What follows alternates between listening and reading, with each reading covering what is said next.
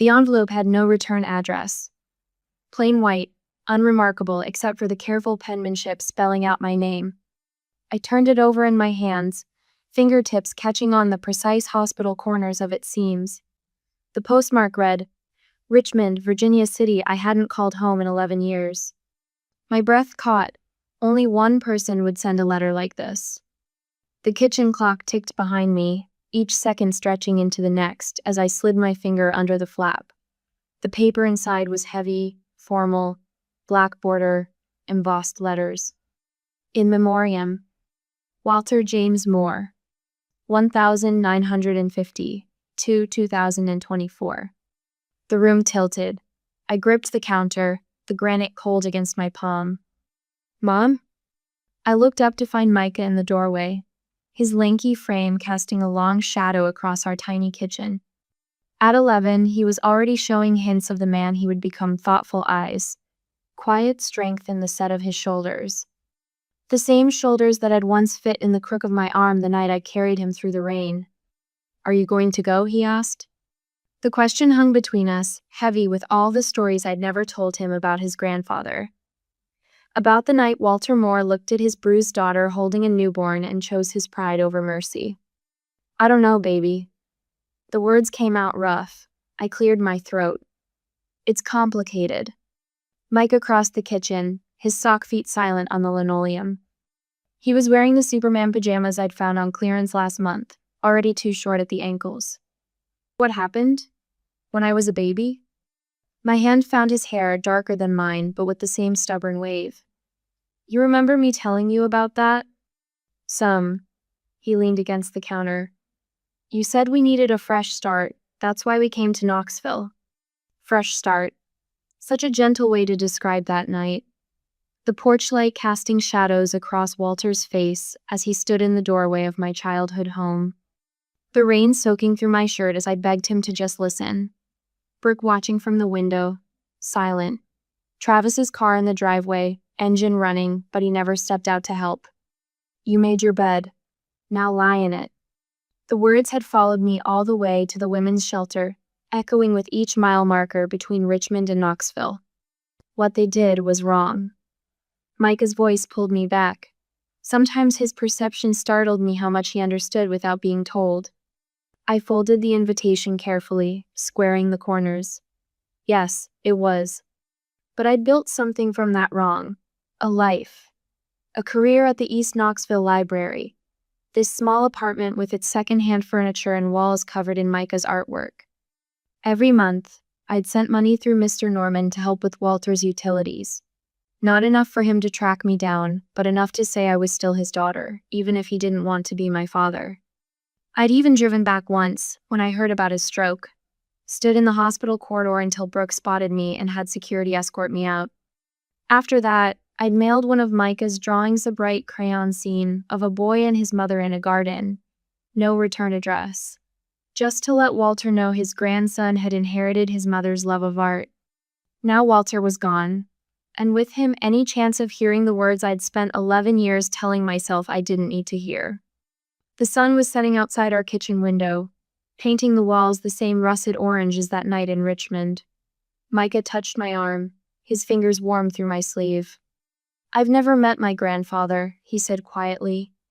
I looked at my son, this beautiful boy who had never known his father's anger or his grandfather's rejection, who drew pictures of gardens he'd never seen and still believed family meant something more than blood and duty. Some things need to be said, I whispered, even if they're late. The invitation felt lighter now, as if naming the herd had somehow eased its weight. Maybe that's what Walter had understood at the end. Maybe that's why he'd made sure I'd know when he was gone. I pulled Micah close, breathing in the scent of his shampoo and the laundry detergent I bought in bulk when it went on sale. Tomorrow we would pack. Tomorrow we would drive across state lines to say goodbye to a man who had said goodbye to us years ago. But tonight, I held my son in our kitchen as the sunset painted everything gold, and I let myself remember the father I'd had before he became the man who closed his door. St. Matthew's Methodist Church hadn't changed in 35 years. The same red brick exterior, the same white columns where I'd posed for my baptism photos. Even the cracked step third from the bottom remained, waiting to trip unwary visitors. Micah's hand tightened in mine as we approached. Mom? Just stay close, baby. Through the stained glass windows, I caught glimpses of movement dark shapes arranging flowers, straightening programs, preparing to say goodbye to Walter Moore, my father. Brooke stood on the top step in a black designer dress that probably cost more than my monthly rent, her perfect posture a weapon. Travis loomed beside her in an equally expensive suit, his shoulders squared like a bouncer at an exclusive club. They'd positioned themselves as gatekeepers, but they couldn't stop me now. Not anymore. The whispers started before we reached the steps. Is that Lindsay? After all these years. The nerve of her, showing up now. Mrs. Henderson, my old Sunday school teacher, physically turned her back as we passed. Mr. Phillips studied his shoes with sudden fascination. But Cousin Rachel's sharp intake of breath cut deep as she'd been my bridesmaid, once upon a time.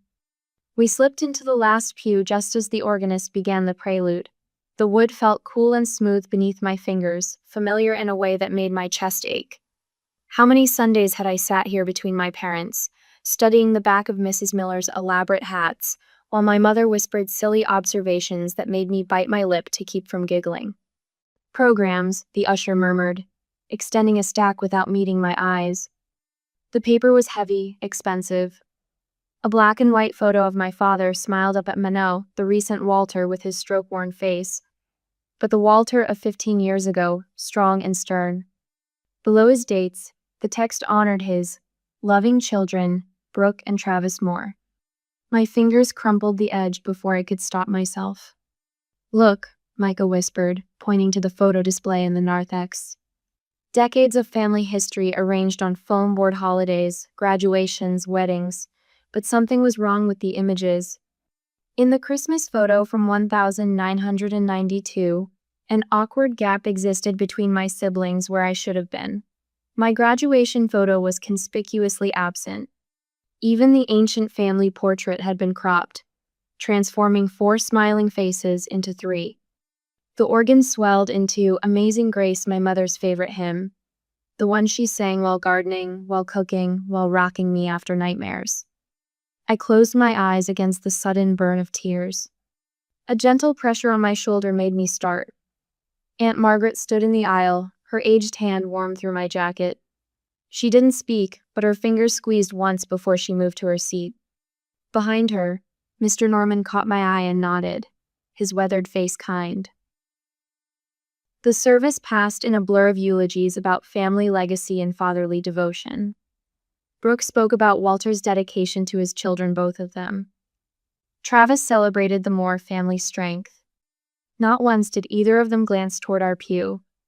But when Mrs. Pearson, the church organist, passed by during communion, she pressed a folded note into my palm. The paper shook as I opened it. Your father spoke of you. 4 words. But they cracked something in my chest that I'd kept carefully sealed for 11 years. The final hymn ended. People began to stir, gathering purses and shuffling toward the exits. I stood, reaching for Micah's hand, but Travis materialized in the aisle. His bulk blocked our path. Came for the money, huh? Micah pressed against my side. I lifted my chin. I came to say goodbye to my father. Your father? Travis barked a laugh. You gave up that right when you walked away. No. My voice stayed quiet but carried. I gave up safety to protect my son. There's a difference. Brooke's voice rang from the front of the church. Immediate family only for the graveside service. The crowd parted. Everyone watched, waited. The air felt thick with anticipation. I'm still his daughter, I said, each word clear and distinct. Whether you acknowledge it or not. Micah's spine straightened beside me. My brave boy, witnessing his mother's quiet resistance. I'd taught him we didn't need to shout to be strong. As we turned toward the exit, Mr. Norman touched my elbow. His whisper barely stirred the air. He left something for you. Be at the house at 3. Sunlight spilled through the stained glass, painting the floor in jewel tones.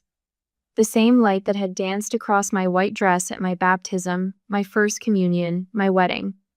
Now it blessed my steps as I walked out of St. Matthew's with my head high, my son's hand warm in mine, knowing that somewhere in that church my father had spoken my name. Not even Brooke and Travis could erase that truth. Instead of the service, I went to the hotel with my son. Tomorrow we will gather at the house that used to be my home 11 years ago. The morning sun cast long shadows across the brick walkway as we approached my childhood home. Micah's hand tightened in mine, his footsteps slowing. The white columns of the front porch loomed before us, unchanged since the night I'd stood there in the rain. "Mom," Micah whispered, "those people don't look happy to see us." A wall of black-clad figures blocked the entrance. Brooke stood front and center, her pearl necklace catching the light. Travis flanked her right side, while Aunt Patricia and Uncle James filled in the gaps. Behind them, cousins and family friends peered through the windows, their faces pressed against the glass like children at a carnival show.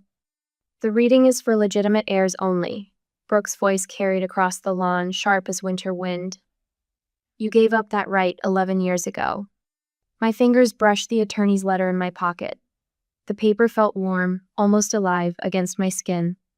Mr. Crane specifically requested my presence. Of course he did. Travis took a step forward, his polished shoes squeaking against the porch boards. "But this is still private property." A car door slammed behind us. More relatives arriving to witness the spectacle of the prodigal daughter's return. Someone whispered, "Shameless." Another voice murmured, "Gold digger." The words floated on the April breeze like dandelion seeds. "You shouldn't have brought the mistake," Brooke said, her eyes fixed on Micah. The old rage flared, hot and familiar in my chest. But Micah's hand steadied me, his grip reminding me why we'd come. I pulled the letter from my pocket, unfolding it with deliberate care. "Actually, I have been legally summoned." The words emerged calm and clear. "By Walter James Moore's personal attorney." Travis moved closer, using his height to loom over us. The same trick he'd pulled when we were children fighting over the television remote. "Listen here, little sister." "Let them in." Aunt Margaret's voice cut through the tension. She appeared from behind the wall of relatives, her silver hair gleaming in the sunlight. "This house was Elizabeth's too. Or have you forgotten your mother so quickly?" The crowd shifted uncomfortably. Someone coughed. Brooke's perfectly lined lips pressed into a bloodless smile. "Fine. But don't expect." "I don't expect anything." I guided Micah up the steps, keeping myself between him and Travis. Just the courtesy of following our father's final wishes. The foyer smelled of lemon polish and lilies. The grandfather clock still marked each second with the same hollow tick that had counted down my departure years ago. Family portraits lined the walls, carefully edited versions that showed no trace of a middle daughter. Attorney Crane waited in the study, his briefcase open on Father's mahogany desk. The confidence in Brooke and Travis's expressions as they settled into the leather armchairs made my stomach clench. They'd had 11 years to ensure their inheritance. 11 years to whisper in Father's ear about his ungrateful daughter. Now then, Crane's voice carried the weight of authority earned through decades of family law. "Before we proceed with the reading, there's something Walter wanted you all to see." He lifted a small video player from his briefcase. Brooke's smile faltered. Travis sat forward, his fingers drumming against the chair arm. The screen flickered to life. Father's face filled the frame, older than I remembered. Deep lines carved valleys around his mouth. His hair had gone completely white. "If you're watching this," he began, his voice raspier than the one in my memories, "I finally run out of chances to say these things in person." He cleared his throat. "Lindsay, if you're here, it means you're braver than I ever was." The air left my lungs. Micah pressed closer to my side. "You left because you had to live." Father's eyes seemed to look straight through the screen. "And I didn't open the door when you needed me most, but you kept sending money through Norman. You stayed my daughter even when I stopped being your father." Brooke made a small, strangled sound. I kept Micah's drawing above my desk. The camera panned to show a framed crayon, picture bright flowers, and stick figures beneath a yellow sun. I looked at it every day. My grandson has your mother's gift for finding beauty in simple things. My vision blurred. I blinked hard, refusing to let the tears fall. Which brings me to the matter of inheritance. Father's face returned to the screen. To my daughter Lindsay, I leave the Richmond family home, valued at $430,000, and my savings account containing $145,000. What? Travis surged to his feet, knocking his chair backward. Additionally, I've established a college fund for my grandson Micah, in the amount of $90,000. Brooke's face contorted. This can't be legal. To my other children, Brooke and Travis, Father continued, his voice steady, I leave $15,000 each, along with their choice of personal mementos from my study. He wasn't in his right mind. Travis's fist slammed against the desk. We took care of him. We were here. Attorney Crane reached into his briefcase again. I have here a complete psychological evaluation performed 3 months ago, certifying Walter's mental competence. But the money she sent. Brooke's voice shook. It was guilt money, trying to buy her way back in. Mr. Norman stepped forward from his corner. A manila envelope appeared in his hands. I have 11 years of payment receipts. Every month, like clockwork, your sister made sure your father's utilities were covered. She never missed a payment, even when times were tight. The room spun slightly. I steadied myself against the bookshelf, my fingers brushing the familiar spines. A flash of color caught my eye. There, above Father's desk, hung Micah's drawing. Carefully matted, professionally framed. Positioned where someone seated at the desk would see it with every glance up. My fingers traced the glass over Micah's childish signature. The first tear fell, leaving a dark spot on my sleeve. Mom, Micah's voice came soft beside me. Are you okay? The question echoed across 11 years of silence. Across rain-soaked nights and carefully addressed envelopes with no return address. Across all the words Father and I had never found the courage to say. Yes, baby. I touched the frame one more time, feeling the shape of forgiveness beneath my fingers. I think I finally am. 3 days later, after I returned home and my siblings' constant pestering from the porch of my childhood home, I watched Brooke and Travis huddled with their attorney on the front steps. Their voices carry across the yard in angry whispers, punctuated by sharp gestures toward the house me house now. The morning sun catches Travis's wedding ring as he stabs his finger at a document. Your father wasn't in his right mind. The attorney's tone floats above the chorus of cicadas. We can prove it. A familiar tightness grips my chest. 11 years ago, I stood on these same steps, my arms aching from holding newborn Micah.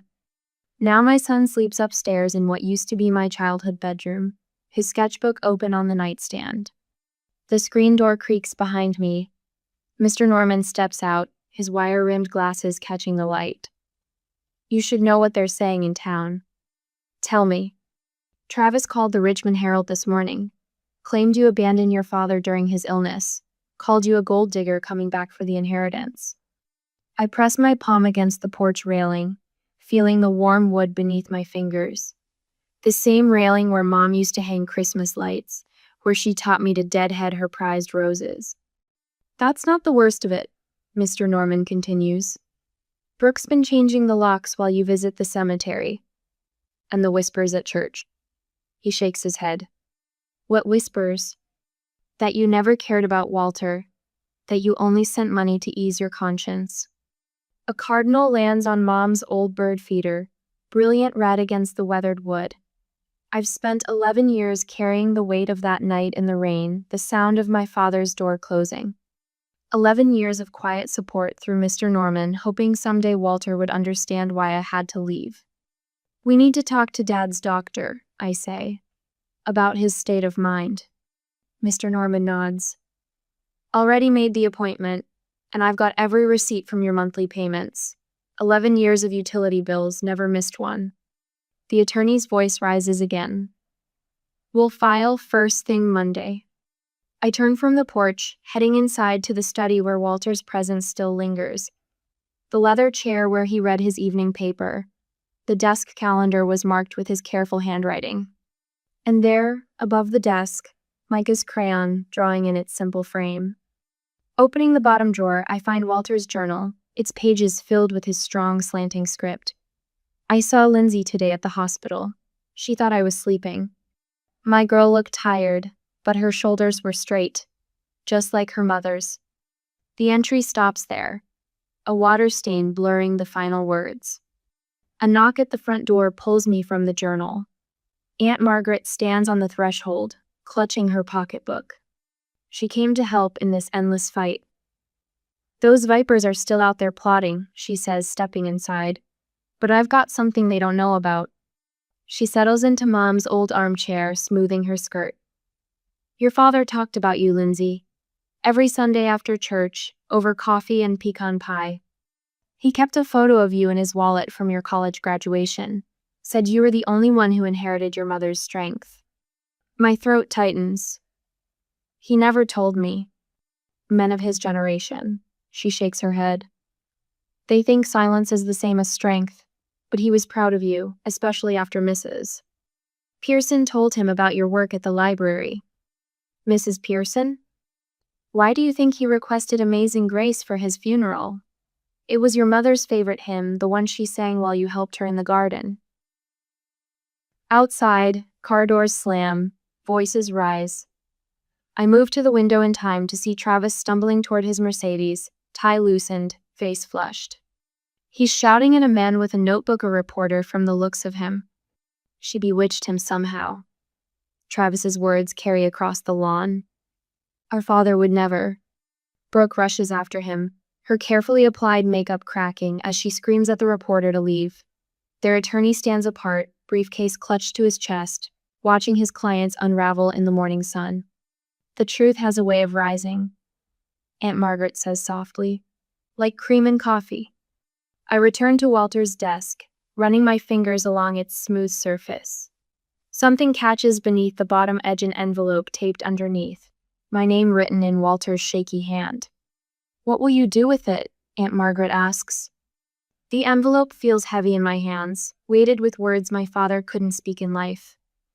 Through the window, I watch my siblings retreat to their cars, leaving their attorney alone on the sidewalk. He stares up at the house for a long moment before pulling out his phone. Some truths, I tell her, need to be said, even if they're late. A floorboard creaks overhead, Micah stirring from his nap. Soon he'll come downstairs, asking about lunch, maybe wanting to show me a new drawing. My son, who has never known the taste of rejection, who fills blank pages with gardens he's never seen. I slip the envelope into my pocket, saving it for when I'm ready. Some wounds need time to heal before you can look at them in full daylight. But for now, the weight of it against my hip feels like a beginning. Aunt Margaret rises, touching my shoulder as she passes. "Your mother would be proud of how you've handled this. Both of them would be." The morning sun streams through the study windows, warming the leather of Walter's chair.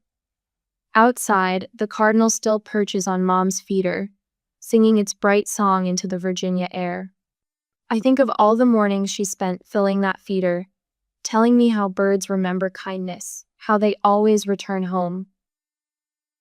The next day, Brooke and Travis arrived at sunset, carrying between them a weathered cardboard box filled with photo albums. The leather bindings cracked when they opened them on the kitchen table, releasing the musty scent of forgotten memories. "Look," Brooke said, her voice wavering. She pointed to a Polaroid of 3 children on a tire swing. "Remember this? The old oak tree behind the Methodist church?" I kept my hands in my lap, watching her manicured fingernail trace the edge of the photo. The memory surfaced, unbidden, Travis pushing too hard, the rope snapping, Mother rushing over with band-aids and kisses. Dad would have wanted us to be family again. Brooke's eyes glistened. She'd practiced this performance, I realized. The slight catch in her voice, the precise moment to dab at her tears with a monogrammed handkerchief. Travis leaned forward, his suit jacket stretching across broad shoulders. "We've been thinking." He glanced at Brooke, then back to me. What Dad really meant was for us to share everything equally. The house, the account split 3 ways, like when we were kids. The silence stretched between us like taffy, sweet and artificial. Through the window, I watched Micah sketching in his notebook under the maple tree where my mother used to hang laundry. "I found something," I said, reaching into my cardigan pocket. The envelope was soft from hours of handling, Walter's handwriting a spidery scrawl across the front. Brooke's spine stiffened. "What is that?" I broke the seal and unfolded the pages, the paper whispering against my fingers. The words blurred, then sharpened. "I watched you from afar through Norman's eyes," I read aloud. The kitchen clock ticked, marking each revelation. "Every month when your money arrived, I couldn't bear my own cowardice." Travis's knuckles whitened around his coffee mug. "The day I learned you came during my stroke, I cried myself to sleep." The last words trembled in the air between us. A car door slammed outside. Thunder rumbled in the distance. "If your mom hadn't left, maybe he wouldn't have died alone." Brooke's words cracked across the kitchen like lightning. Micah appeared in the doorway, his sketchbook clutched against his chest. His eyes darted between us before he bolted, screen door banging behind him. Rain started falling as I ran after him, fat drops marking the path to the old metal awning where I used to hide with my books. Micah huddled underneath, his shoulders shaking. I crawled beside him, water soaking through my jeans. The awning thrummed with rain, the same hollow music it had made 25 years ago. "Your grandfather made mistakes." I pulled him close, breathing in the pencil shavings and apple shampoo scent of him. "But I still loved him. I've never once regretted walking away with you." The storm passed quickly, leaving puddles that reflected the breaking clouds. When we returned to the kitchen, Aunt Margaret stood at the stove stirring hot chocolate. The familiar scent of Hershey's cocoa and vanilla wrapped around us like a blanket. Mr. Norman appeared with Walter's old Afghan, the one Mother had crocheted during her last winter. He draped it over Micah's shoulders with the gentle hands that had passed my monthly payments to Walter for 11 years. The doorbell chimed. Mrs. Pearson bustled in with a covered casserole dish, steam escaping when she lifted the lid. "Just like I used to make for your mother," she said, her voice warm with remembrance. "How she loved my chicken and dumplings." Travis slumped at the table, the fight draining from him like water. "He always liked you best."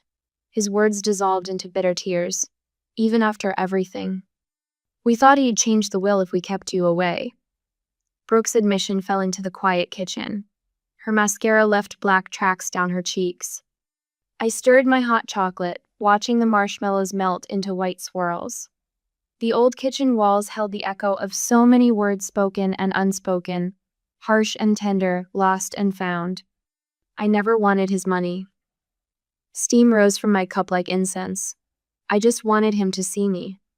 Outside, a cardinal landed on the windowsill, a bright splash of red against the rain-washed glass. Mother used to say they were messengers from heaven. I watched it hop once, twice, then take flight into the clearing sky. Micah's pencil scratched against paper, capturing the moment in gentle graphite strokes. The Afghan slipped from one shoulder, and Mr. Norman quietly adjusted it. "Mrs." Pearson hummed as she served up bowls of dumplings, the tune something old and sweet from childhood summers. Aunt Margaret touched my hand, her fingers liver-spotted and warm. In the corner, Brooke and Travis sat apart, their careful facades crumbled to dust, leaving only the scared children they'd always been. The cardinal's echo of red lingered in my vision like an afterimage of hope. Sometimes, I thought, forgiveness isn't a single moment, but 1,000 small mercies, a bowl of chicken and dumplings, a borrowed blanket, the shelter of an old awning in the rain. "Would you like more hot chocolate?" Aunt Margaret asked Micah. He nodded, and she poured with the same steady hands that had taught me to hold a teacup when I was small. The marshmallows bobbed and spun, white stars in a chocolate sky. The next couple of days would bring more storms, more words, more wounds to heal. But tonight, in this kitchen full of broken people trying their best to be whole, I felt the first fragile threads of peace begin to weave themselves together. Outside, The last rays of sunset painted the puddles gold. 3 days later, the key turned in the lock with a solid thunk. Behind me, Micah bounced on his toes, clutching his art supplies to his chest. We stood in the foyer of what was now our home, the thought still caught in my throat like a fishing hook. "Can I set up in the sunroom?" His voice echoed against the bare walls. "The light looks perfect for painting." I nodded, watching him dart down the hallway. His footsteps stirred dust motes that danced in shafts of morning sun. The house had been closed up since the funeral, but beneath the mustiness, I caught hints of furniture polish and Walter's pipe tobacco. The windows protested as I pushed them open one by one. Fresh spring air rushed in, carrying the scent of awakening earth from Mother's garden. I paused at the kitchen window, remembering how she'd stand here washing dishes, humming hymns while watching cardinals at the feeder. In the shed, her gardening gloves still hung on their hook-faded green canvas, the fingers curled as if waiting for her hands. I slipped them on. They fit perfectly. The flower beds had gone wild in the years since her death. Weeds tangled with heritage roses, choking out the delicate blooms she'd tended so carefully. But underneath winter's debris, green shoots pushed toward the sun. The bulbs she'd planted decades ago still remembered their purpose. "Mom," Micah's voice floated from the sunroom. "Come look." He'd set up his easel in the corner where my mother's once stood. His pencils lined the windowsill in rainbow order, just as she'd arranged her pastels. I hadn't told him about that habit of hers.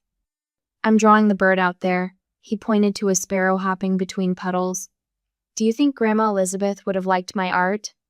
"She would have loved it," my voice caught. "She always said art was how we capture light." That afternoon, I tackled my old bedroom.